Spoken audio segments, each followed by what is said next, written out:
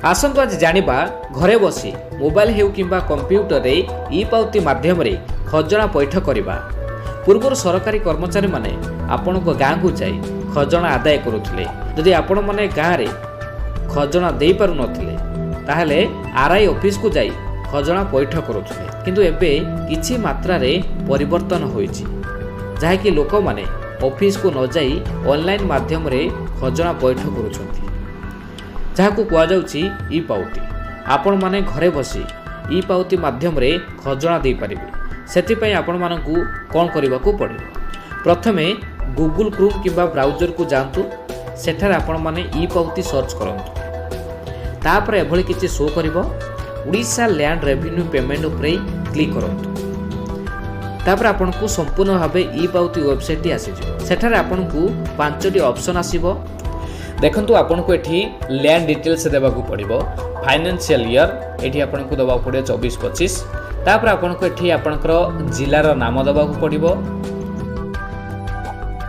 तापर रहला आपनकर एठी तहसील चूज करिया पड़िबो।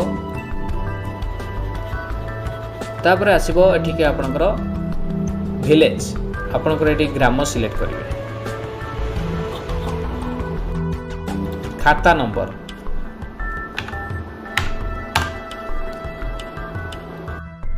खाता नंबर देवा परे आपनकर एटी शो करिवो का नाम रे जमी अछि केते जमी अछि तार सब डिटेल्स आसी। तापर ला डिमांड डिटेल्स रहिछि। आपन एठी वाटर टैक्स रेंट सेस ए सब डिटेल्स आपन देखौछि आपनको केते टंका एटी खजना देबा को पड़िबो। तापर एठी आपनको आपनकर एठी जो रही एंटर कैप्चा एठी आपन कैप्चा देवा परे आपन एठी प्रोसेस उपरे क्लिक करंतु।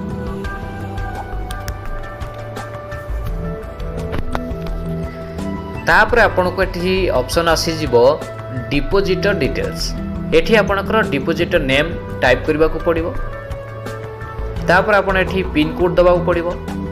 तापर आपन एठी मोबाइल नंबर देबे। तापर रही आपनकर डिपॉजिटर एड्रेस।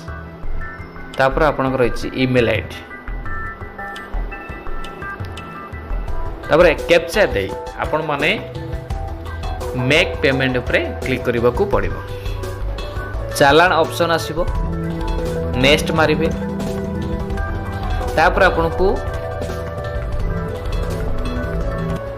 आपण मानकू शो करिवो आपण केउ माध्यम रे आपण चालान करबा को जाउछथि। Internet banking, debit card, wallet, UPI आपण एठी जोटा आपण देई पारिबे।